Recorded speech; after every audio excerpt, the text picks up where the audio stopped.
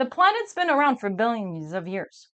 Humans have been around for, let's say, 2,000 years in the Christian world, 5,000 years in the Chinese world, 20,000 years, let's say, for the Egyptian world. So let's just say we have record for 25,000 years, right? So 25,000 years that we have. The planet's been around for billions of years. Do you think that 25,000 is what's going to destruct the planet? The 25,000 years is what's going to make planet obsolete? Absolutely not. It's the planet that's going to get rid of this thing that's been causing this for 25,000 years in order to keep surviving for another billion.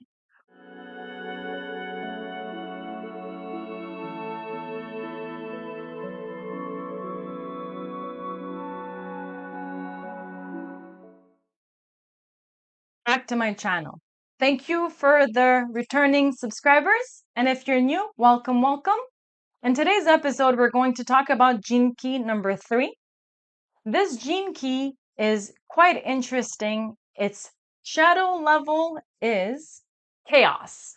So the shadow level of this gene key is chaos, which is most of people's lives. So this is going to be an interesting episode or interesting chapter. So second gene key, on the last show, we talked about the shadow dislocation.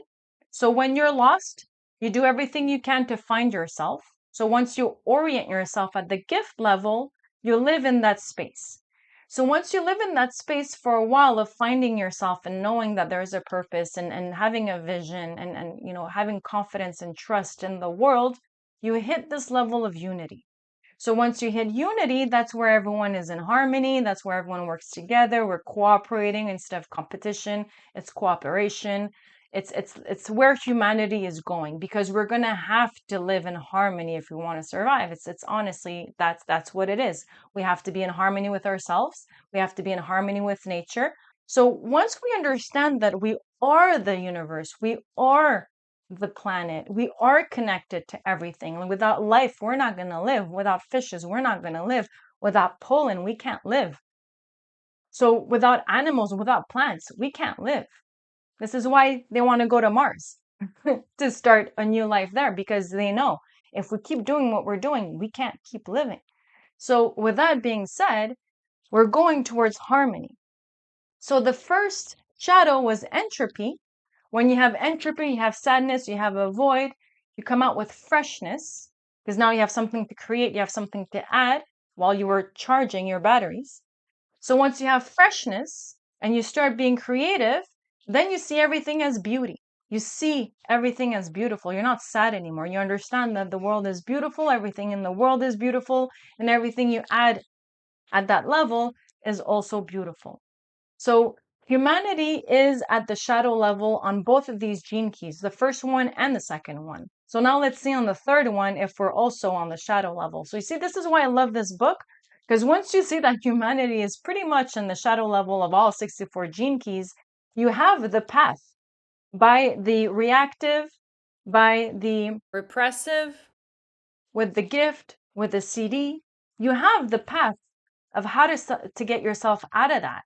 And the same thing with humanity. We have the path of how to get ourselves out of this. And this is why this is so beautiful. So how do you collapse timelines? How do you know that you want to be this in the future? Well, you have to imagine it. Let's say I want to be a rock star. I want to be a rock star. It's not enough for me to just sit here and say I want to be a rock star. I'm going to have to start doing things, right? I'm going to have to dress like a rock star and talk like a rock star. I'm going to have to play music every day. I'm going to have to do interviews, go work, go play in bars and dive bars. You have to act whatever you want to be, right? You have to have that vision. But let's say you don't know what you want to be. You can go a whole decade by doing nothing because you don't have that vision. You can't get into that time frame. You can't get into that timeline. You want to jump timelines. You're here, right? You want to get here. So how do you get from here to here? By collapsing the timelines. And how do you collapse it? By visioning it, by saying that that's what I want to be. So when we look at evolution, and I'm talking about all the siddhi level, this is going to be wonderful for everyone to be like, oh, these are the 64 siddhis. These are the 64 levels that we want to get to. And once you have that visually, You're going to get there. We're all going to get there. But we have to know where we're going. We can't be left in the dark and just say, I hope next president's going to get us out of this gutter. That's not the way to go.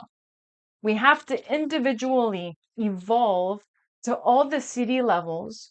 So like that humanity can evolve to the siddhi levels now that we know what the siddhi levels are. And this is why I started making these videos, because I recently finished this book, although it's been around for years. So it's wonderful that this is an information that's hitting mainstream now. It's the I-Ching, the I-Ching, call it however you want. I'm probably not saying it right. It's probably not I-Ching, it's probably I-Ching. So I apologize to whoever that knows the right way of saying it. But yeah, pretty much. Now the I-Ching is something that everyone's talking about. Versus back in the days, it was only available to emperors and very high level, like secret societies and stuff. So gene key number 3 in today's program. So let's start. The third shadow, chaos. So gene key number 3 has chaos in their shadows. And as you can see, humanity is also on the shadow level when it comes to gene key number 3. So the third shadow lies at the core of all our beliefs, that humans are powerless in compared to nature or the infinite. That's how we feel right now. We feel powerless. And it's true. That's where we are. This is the programming realm of both religion and science, the two cornerstones of human belief. On one hand, we have religion, which separates humanity from nature by the interposition of gods or a god, thereby creating a division in our entire unconscious reality. This reality must then be based upon the worship of either our own or someone else's projection of what God is. So when you're born and someone says you're Muslim, or you're Christian, or you're Buddhist, or you're this is not a decision you made. This is something you're born into. So whatever religion you're born into, you tend to believe that religion. So if someone says, let's say Muhammad is going to be your God, then you're going to grow up thinking Muhammad is your God.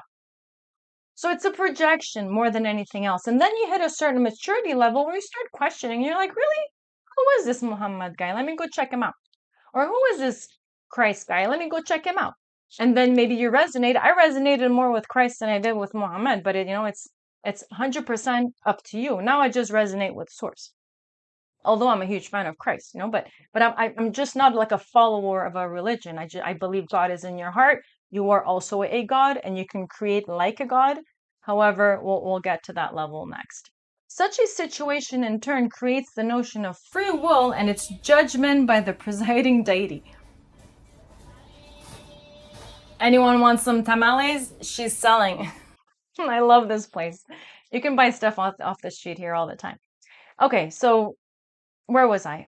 On the other hand, we have science, which sees our nature as predetermined by our genes, which come pre-programmed only for survival, thus leaving all human beings victim of chance. And it's true.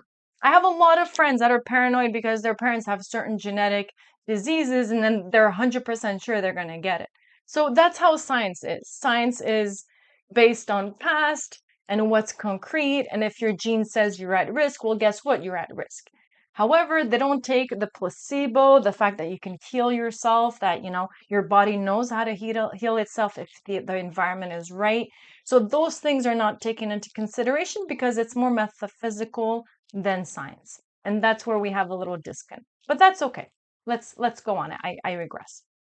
In either scenario, the individual comes off badly. We are either shown divinity only to be denied it, or we are shown freedom and then placed in a world of merciless competition in which only the lucky or the strong thrive. Never before in history has the future of our entire planet and all its organism hung in the balance of human behavior. It is interesting to note that the words chasm and chaos are derived from the same root, since the third gene key governs what we humans understand as chaos. It is also intriguing to note that the original meaning of the word chaos is closer to primordial space. It was only due to a misunderstanding based on fear that the word came to be equated with disorder. In order to get to the bottom of the profound mystery within the third shadow, it is perhaps helpful to overview the direction of modern scientific thinking in a response to our current evolutionary force. Contemporary mainstream scientific thinking is still based mostly upon two giants, Newton in physics and Darwin in biology. Einstein's quantum world has still not filtered through mainstream biology except for a few brave pioneers who are willing to put their reputations on the line. And it's true, if you go against, mainstream thinking, you're going to get canceled, cancel culture. You're going to get shunned. They're going to call you a bunch of stuff just to degrade you from thinking differently from the mainstream thought of, or way of thinking. However, a new quantum biology is indeed in the process of forming at the frontier of modern science, and it holds many fascinating possibilities. Quantum biology has discovered something very remarkable. The brain of the cell does not reside within the nucleus after all, but in the cellular membrane, which provides an interface with the environment. So it's not in the nucleus, it's in the membrane. The brain is in the membrane. In a nutshell, this means that life is designed to be cooperative rather than competitive. This new biological view makes enormous sense when considered alongside quantum physics, which holds that all of life is interrelated and holistic rather than separatist.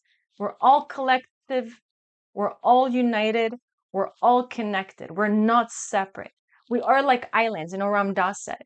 We're just a bunch of islands, true, that looks disconnected, but the water between these islands connects us all. So regardless of what you think, islands are all connected, and those are just the surface when you see two islands. Once you go down, down, down, down, down, at a certain point, these two are going to also be connected under the water. So no matter what, islands are connected. In the old view, we humans are the victim of our selfish genes. In the new view, there are no victims, only a huge interconnected and interdependent cosmos. The original Chinese name for the third hexagram of the I-Ching is an unusual expression that is traditionally translated as difficulty at the beginning. This is a profound insight because chaos is about beginnings. In terms of the evolution of life, however, the single cell's primed directive is indeed to survive at all costs, which is what forms the consciousness of a third shadow.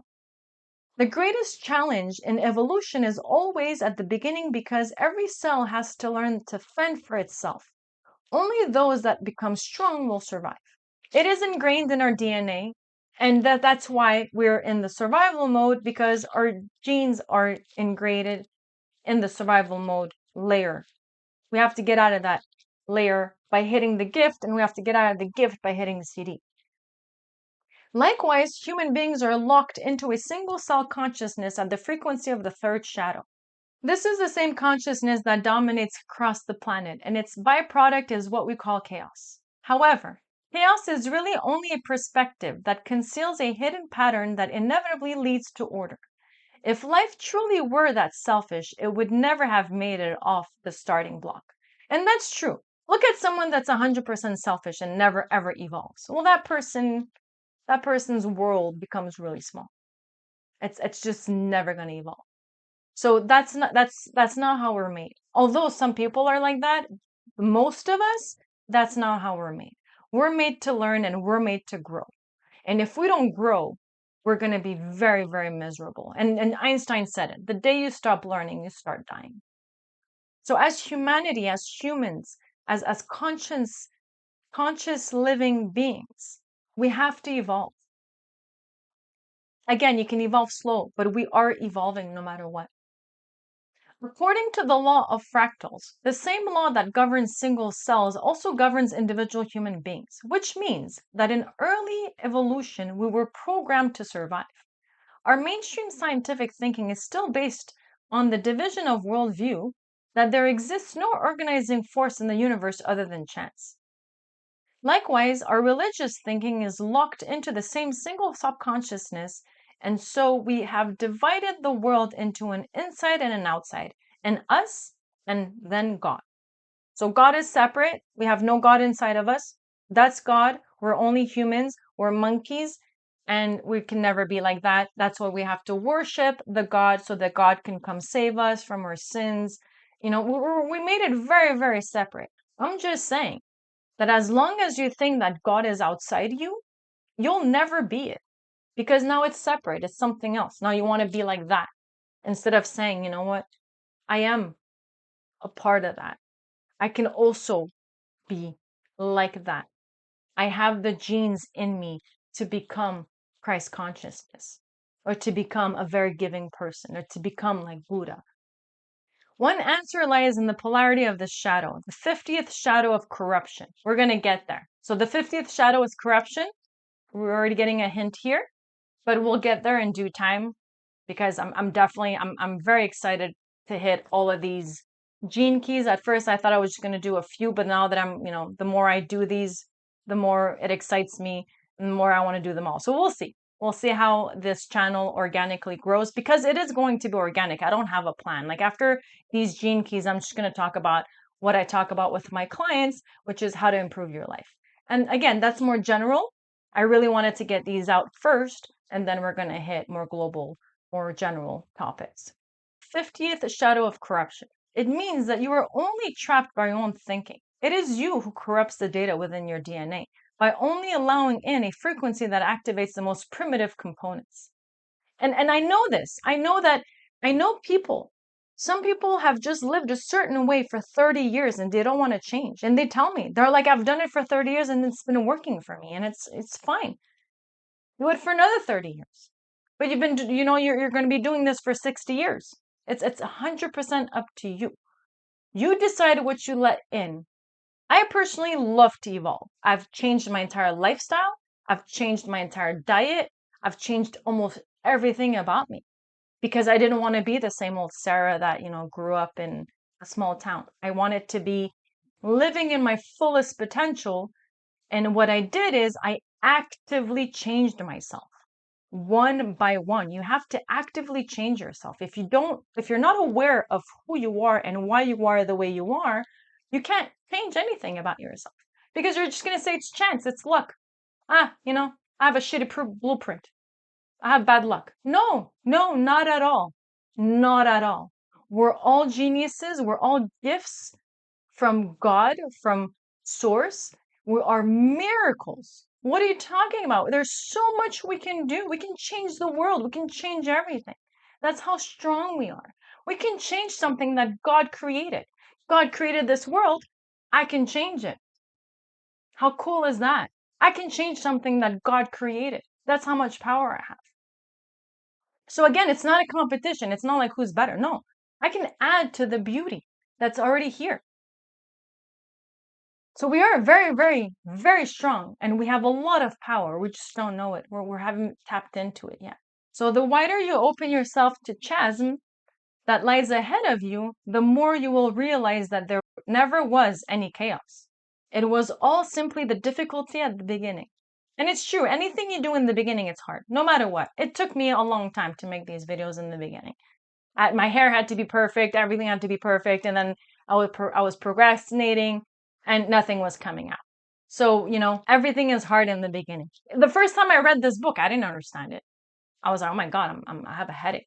It was so, so overwhelming for me the first time. And now the second time I read it's better. And now that I'm memorizing it, that I'm making these videos. So with time, it's just going to get easier. And that's what I want. I want to memorize all 64 of these gene keys, like that. When I have a client come to me, I can be like, you know what? You got to work on gene key number 50. You're a little bit too corrupted here. This is wonderful. So this is great for everybody. It's hard in the beginning, but with time, everything gets easy. You'll burn your food in the beginning if you don't know how to cook, but with time, you can cook while talking on the phone and taking care of your kids all at the same time. So everything with time, with repetitiveness and with the discipline, anything can be accomplishable. Anything. You just have to focus and be dedicated. When you trust in chaos and allow your environment to mutate you rather than trying to control it and stay the same, the greatest magic is revealed to you. So you got to take that risk. In order to evolve, a human being must embrace chaos rather than try to protect against it.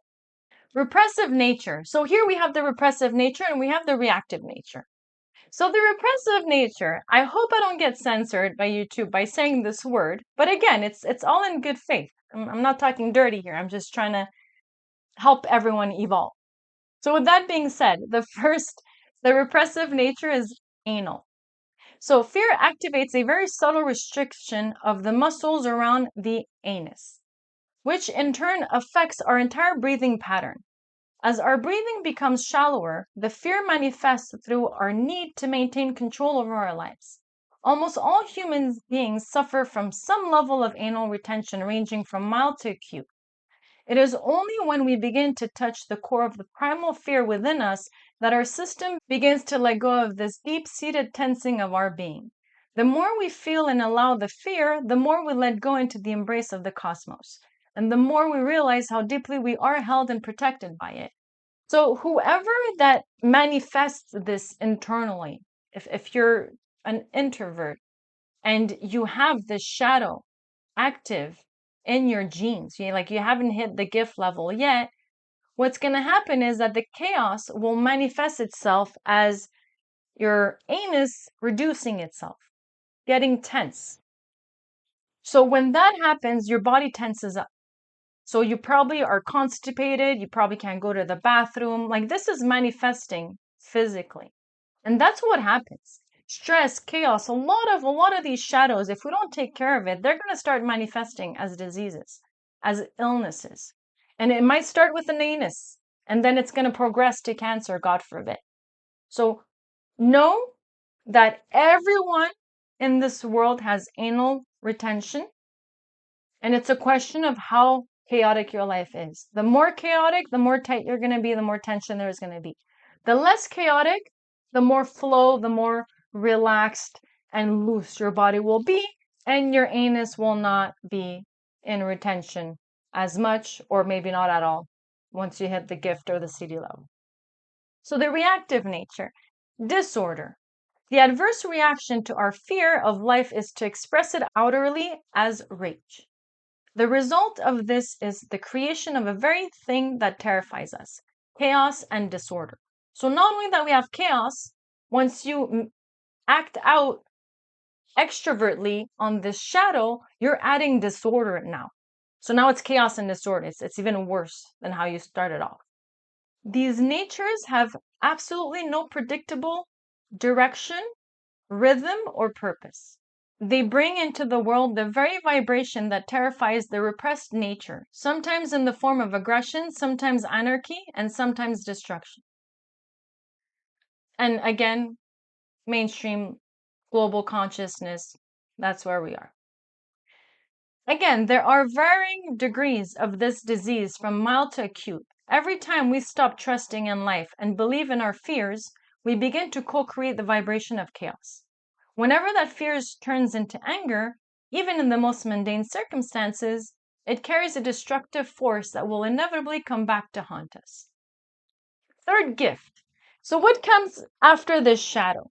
You have chaos in the beginning, everything's crazy. You either freak out and have, anal retention, or you go really angry and aggressive, and anarchy is your solution.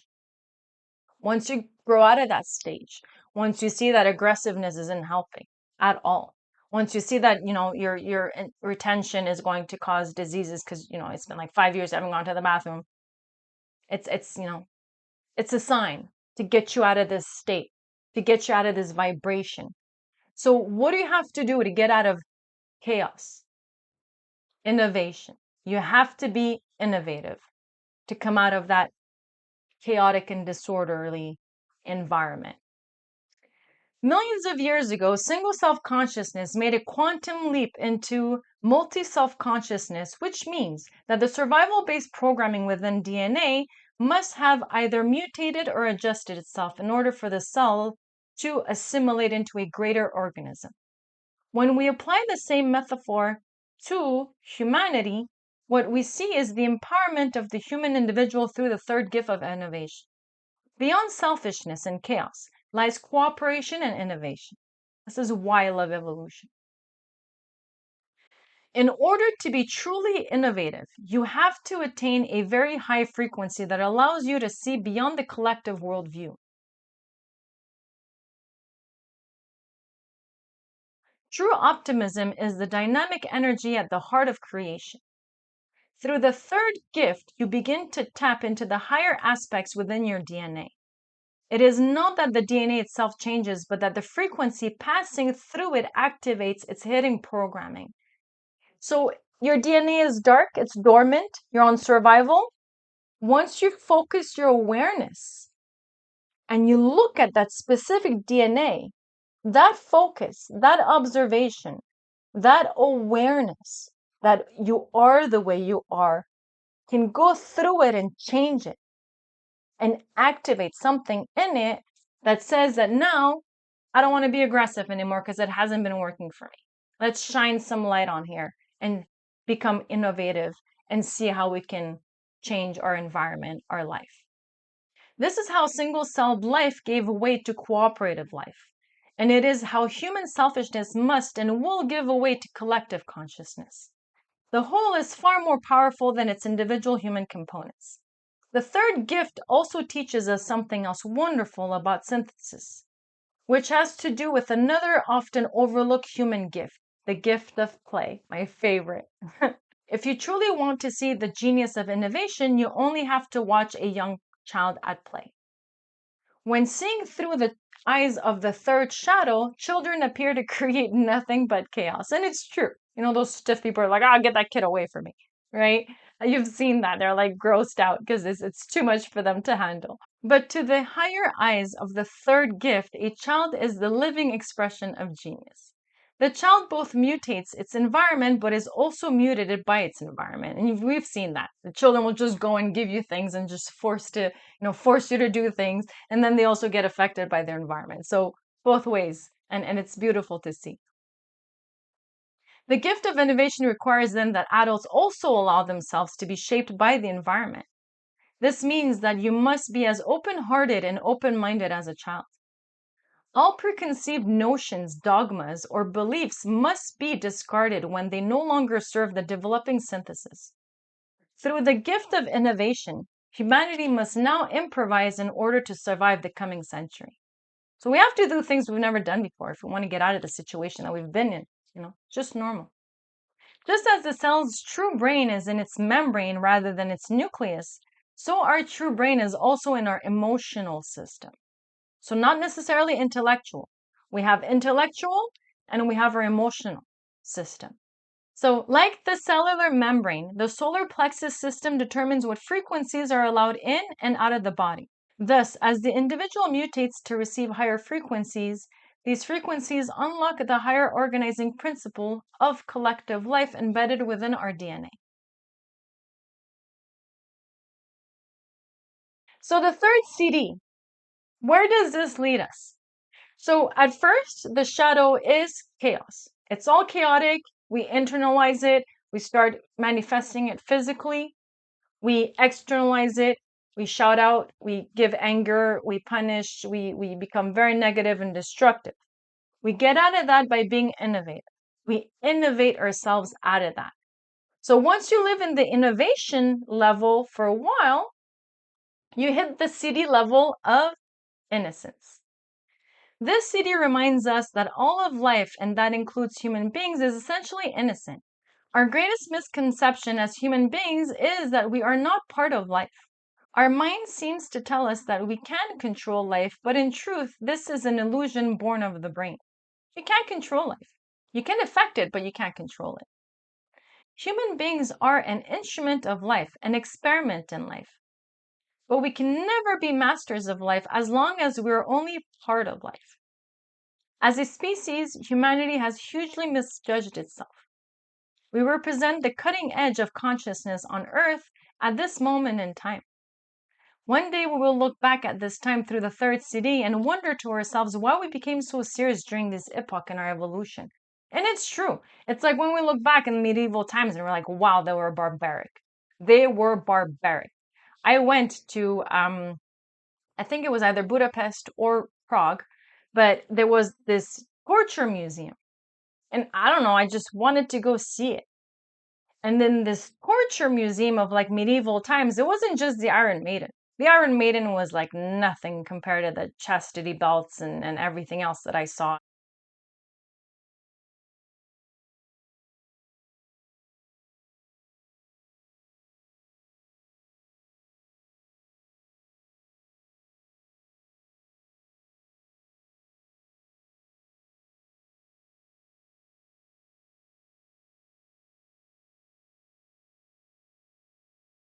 All the torture methods that one came up with. It's insane how creative we were in that domain, right? Let's come up with 1,000 ways to kill somebody.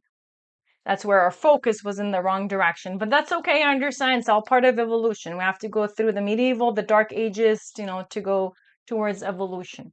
So the same thing's going to happen. We're going to look back in time. We're going to be like, why were we like that? Why?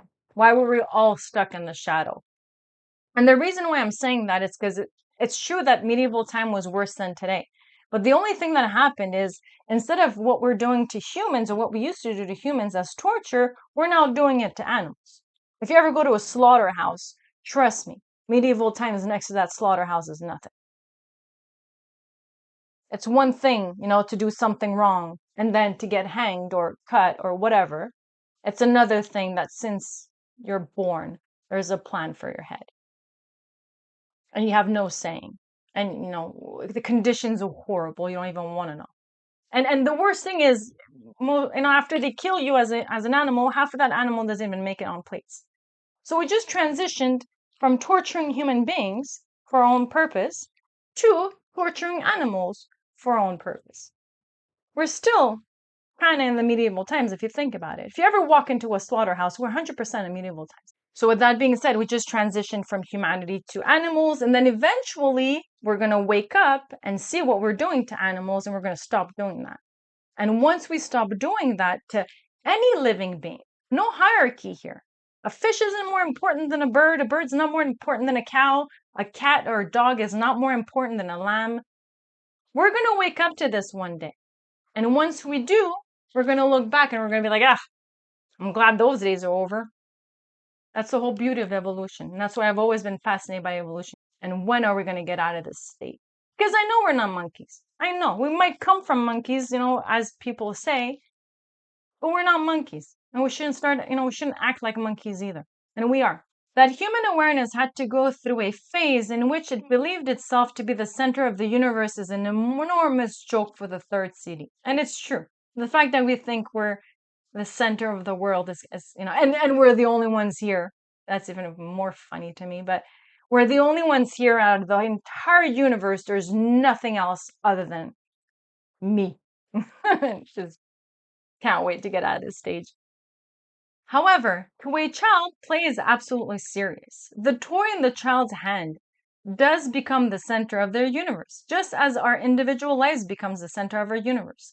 So just like a child, you take a toy away from a child. If you've never done it, try it. You'll get beat up. So, right? They'll push you, they'll get angry. They're like, you just ruined my play. And it's like the end of the world. So that just shows how humanity is a very young civilization. Very young. We're like children. We're like children. What is our history? Christian history is about 2,000 years. Chinese history is about 5,000 years. Egyptian history, they say 5,000, but I don't believe it. 20,000, 25,000 years, So if you look at it, the planet's been here for billions of years. And us humans, let's just say 25,000 years of recorded history that we have. So you think this 25,000 year history is going to ruin something that's been around for billions of years? Absolutely not. If anything, the planet is going to ruin whatever that upset it in the first place. That last 25,000 years has affected the planet so much that we're almost at full destruction. And only took 25,000 years. That's nothing. That's how childish or, childlike we are with our experience and evolution. We're just very, very little. They took our toy away and now we're mad. And that's where we are right now. We're just mad. We don't know why, but we're just mad. Difficulty at the beginning. We are at the beginning. And this is why this book is incredible, because I didn't know we were at the beginning. I thought monkeys, Homo sapiens were at the beginning, but no, we today are at the beginning. We're evolving. And that's why once we hit unity, oh my God, it's going to be incredible. Maybe not at first, because again, there's going to be difficulty at the beginning. We're going to have to adjust because we're not used to including everybody now. I'm talking about harmony, harmony with everybody. We're collectively connected. And that's what's going to get us to the next level for us to start living and starting at that level and going upwards from there. Or I think we're at the end of this epoch. And there's going to be a new epoch that's going to start. And we're at the end of it. That's why it's so dark. It's so chaotic. It's a mess. The system's wrong. Everything's wrong. And then we'll see where it's going to lead us to. But once it hits its dead end, we're going to transition into a new method. We are innocently unaware of the magnitude of our great good fortune to be alive and playing out this epic exploration of consciousness with all of its toys in the world of form. That's beauty. When you know how lucky you are to be here, that's the beauty level of the siddhi number 1. One day, inevitably, the child will grow up. Humanity will evolve towards its awesome final destiny of global and celestial harmony. But one thing is certain, consciousness will never grow up. Consciousness will grow, but it will never grow up. It will keep on exploring, playing, and experimenting forever, all because its nature is innocence. Life is innocent. We are life, and therefore we are innocent. When a child is born, it's innocent. Even if it's crying 24 hours and it's a pain, it's innocent. My cat is innocent. Look. But I don't care because I know I didn't do it on purpose. It's innocent. It doesn't have anything bad saying, I don't like you, I scratched it. I kind of smothered it too much and it defended itself because it's innocent. I'm bigger than the cat, and therefore I should be careful towards the cat. That's my responsibility. And that's why I love animals, because all of the animals are innocent. All of them. All of them. Every single one of them. No, we got to watch out for all living beings. All of them. Even insects. That's why I love Buddhism. Because Buddhism says a human isn't more important than an insect. An insect was here before us. Humans came after. So why are humans saying that insects, let's kill it, it shouldn't be here? So no, everything is equal when it comes to life. And one day we're going to learn that. Life is innocent. We are life, and therefore we are innocent. That is the equation for the next millennium. As a third siddhi comes into the world, which it will do very shortly, yes, a greater remembering of our innocence will emerge in humanity.